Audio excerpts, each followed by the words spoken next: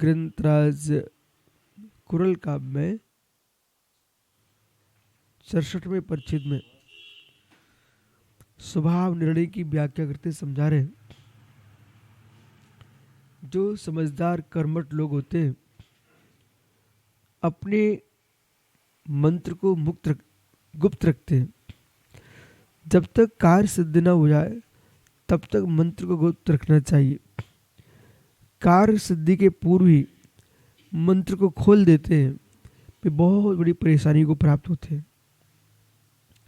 रहस्य गुण होना चाहिए और ये विद्या आप सबके मस्तिष्क में आना चाहिए। कितने बड़े विकल्प आ जाए, हवा नहीं चले, ऐसा जीवन जियो, पर यह स्वयं ही प्रचार कर लेते हैं। तो स्वयं प्रचार कर लेंगे तो आपकी बात गुणता कैसे रह सकती है? उसका परिणाम व्यक्ति को भोगना पड़ता है।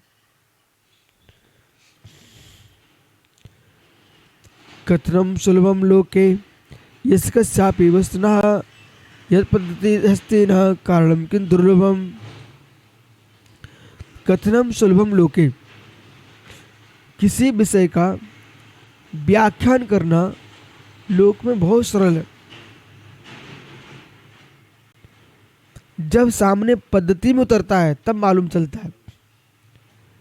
किसी विषय का व्याख्यान करना सरल है। एक सामान्य आदमी को बोल दीजिए आप, वो भी साधुओं के बारे में इतनी ऊंची ऊंची बातें करेगा, साधु ऐसा होना चाहिए, ऐसा होना चाहिए, सम्राट ऐसा होना चाहिए, सारी व्याख्या कर देगा। लेकिन बेटा सामने आओ। अपने पिता के बारे में पुत्र बहुत कुछ कहना जानता है। पिता का धर्म सिखाता है पिता को।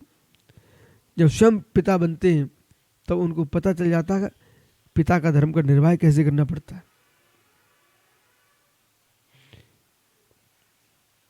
कई बार साधु गुरु पर बरसते हैं, बोले कितना चला दिया, कितना ऐसा कर दिया। जब स्वयं विहार करेंगे तो क्या उनको विलंब नहीं होता? क्या उनको नहीं चलना पड़ता? तब उनको पता चलता है कम से कम वहाँ तो एक गुरु ऐसा था कि जिसको हम सुना सकते थे, अब यहाँ तुम किसी को सुनाओगे?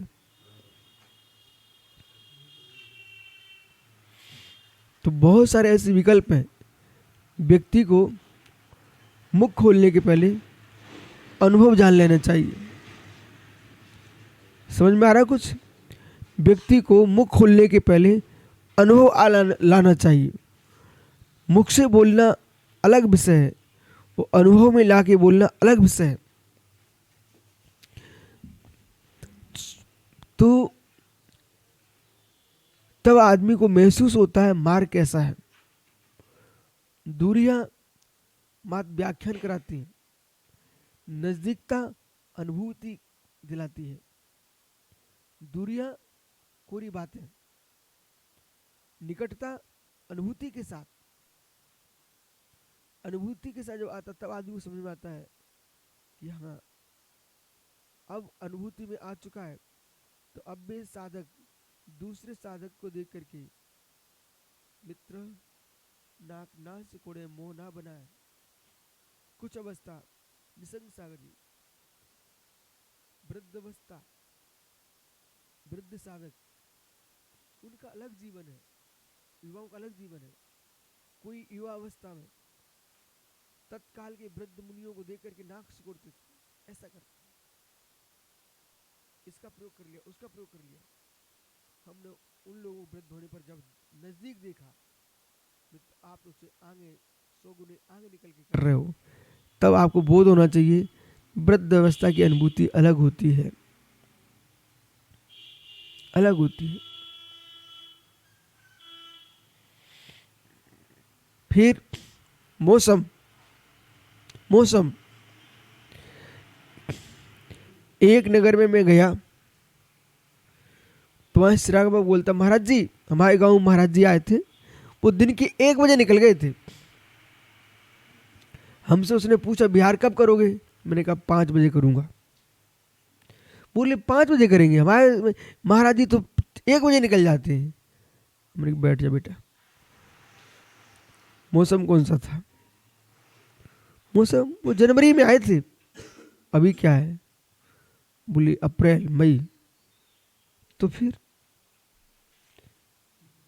आपको निकलने का तो ज्ञान है, काल का बोध नहीं है। ठंडियों में तो हम भी निकलते 1 बजे,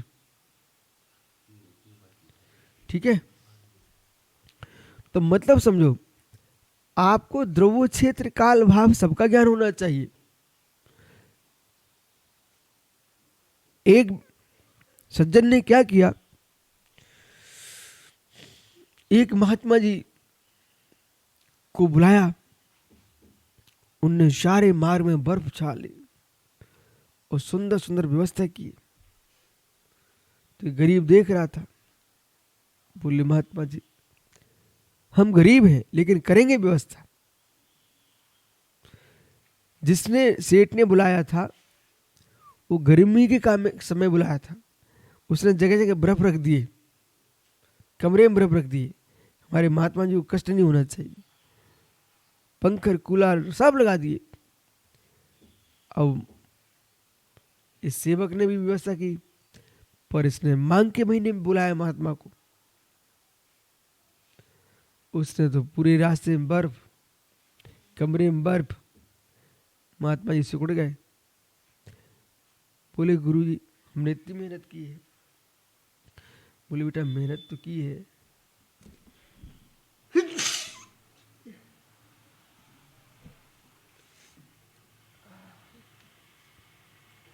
आदमी को मौसम का ज्ञान होना चाहिए, तो आदमी के मौसम का भी ज्ञान होना चाहिए। आदमी को मौसम का ज्ञान होना चाहिए, तो आदमी के मौसम का भी ज्ञान होना चाहिए। आपको प्रकृति का ज्ञान नहीं है, आप सबको एक जैसा नहीं कर सकते हो। यदि शाम में साग रसवरी खाते हैं तो विश्व सारों को न खिलाई जाए। तो आदमी को मौसम का ज्ञान होना चाहिए और प्रकृति का ज्ञान होना चाहिए। इसलिए हमारे आगम में सही लिखा है, ऋण सार में लिखा है, बात पित्त कप इत्यादि उनकी अवस्था देख करके उनकी चर्या कराएं। तो ये यहाँ पर लिख रहे हैं कि यदि जीव को किसी का प्रकृति का बोध नहीं है, काल का बोध नहीं है, मालूम क्या हुआ, वो महात्मा जी की हालत खराब हो गई। उसने उस गरीब ने जो व्यवस्था की थी ना, अपना खेत बेच करके इतनी सारी सामग्री जुटाई, लेकिन फिर भी यश नहीं पा पाए। क्यों? क्योंकि विवेक का ज्ञान नहीं था। वही ठंडी के मौसम में गर्मी की व्यवस्था करता तो उसको प्रशंसा मिलती। ए भैया,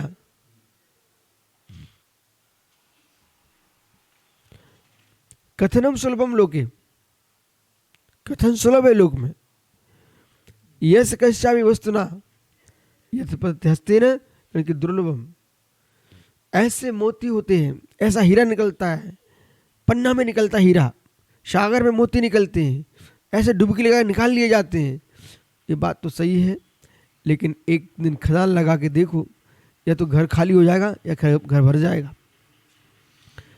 पन्ना में खदान लेके देखो, घर खाली हो जाएगा। खदान लगाने के लिए भी पहले घर का खजाना चाहिए, पुण्य चाहिए। कितने लोग हो तो जुआ जैसा खेल तमाशा है। बोलो भाई ब्रजेश, खदान में कितने लोग खाली हो गए, बर्बाद, और कितने लोग माला माल। पुण्य का खेल तमाशा है। इसी प्रकार से किसी विषय को बोलना, अरे क्या है,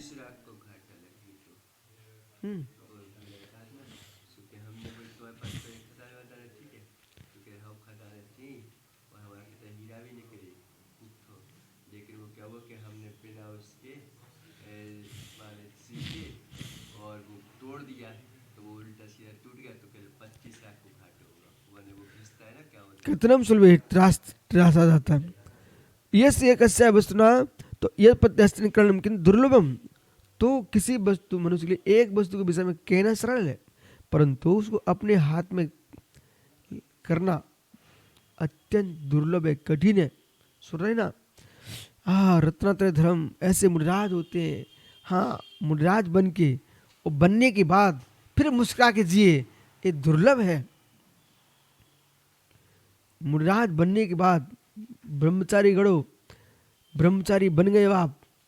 अब यदि अंतरंग में विरक्ति होगी तो आपको हर परिस्थिति में यह आनंद आएगा। यदि राजेश मच्छर भी काटे ना, तब भी हम आनंद ले रहे हैं। किस बात का? ओ, शेर खा गए हमारे महाराजों को, तब वे कैसे जी होंगे। आज अनुभूति में तो आ रहा है, देखो मोक्ष मार्ग कैसा है। ये जो है ना विधवा बांझ स्त्रियों को क्या बोध, प्रसूति की पीड़ा, प्रसूत बच्चे के खिलाने का आनंद, उन्हें दोनों की पता नहीं है। ऐसे ही जो मुनि नहीं बने, न उन्हें मुनि के कष्ट का वेदन है, न उन्हें मुनि के आनंद का वेदन है। ठीक है ना? इसलिए यहां पर आचार्य महाराज कह रहे हैं, वचन से बोलने माँ से काम नहीं चलेगा, वैसा जीवन भी जीना पड़ेगा। और जब जीवन जीने का समय आएगा समर्थ सागर जी, तब आदमी को पता चल जाता है कि वस्तु स्वरूप ये है। मुनिराज की समता की बातें करने वाले ग्रस्त बहुत होते हैं। वे जब मुनिराज बने ना, तब उनकी समता दिखाई देना चाहिए। विधानोच्चरणं कार्याणं संते कीर्षालिनः सेवन्तं नृपानत्वा श्लाघते च जनाः सदा। और जिस मनुष्य के बोले विधान च कार्याणं संति कीर्षालिनः, ऐसे कार्य करो, ऐसे कार्य करो, ऐसे कार्य करो। ए बोले, जिस कार्य तुम इतना सुंदर कार्य करो, इतना सुंदर कार्य करो कि तुम्हारी कार्य शैली को देख करके सम्राट को भी प्रणाम करना पड़े।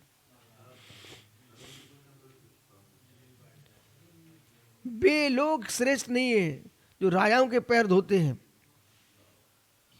वे लोग श्रेष्ठ हैं जो श्रेष्ठ कार्य करें तो राजा भी जिसके पैर धोए। तो विधाचरण कारण संति कीर्षालिनम, इतनी कीर्ति कमा लो, ओ भाई इतनी कीर्ति कमा लो कि राजा भी तुमसे प्रभावित होकर मिलने आने की भावना रखे। दुनिया के लोग राजाओं से मिलना चाहते हैं, पर यह नीति कह रही है तुम राजाओं से मिलने के लिए क्यों जाते हो? वहां समय बर्बाद मत करो। आप इतना सुंदर कार्य में समय लगा दो कि तुम्हारे कार्य को देख करके राजा तुम्हारे कार्य का उद्घाटन करने आएगा।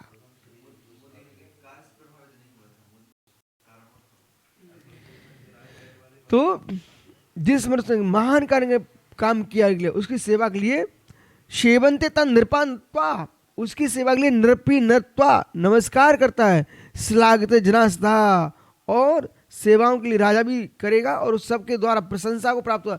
जना, सारा जगत, सारा लोक उसकी प्रशंसा करता है।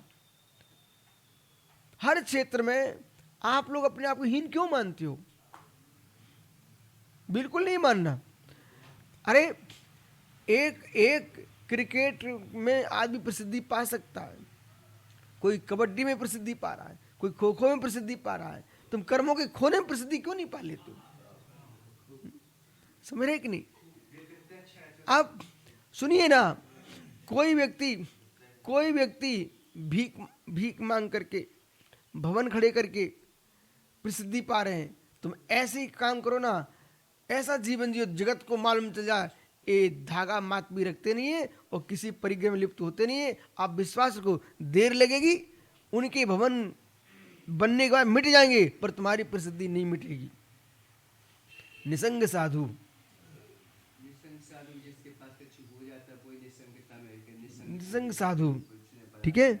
इसलिए निसंग साधु, हमारे प्रसम सागर पंपम जैसे लोग भी आपको मिलेंगे।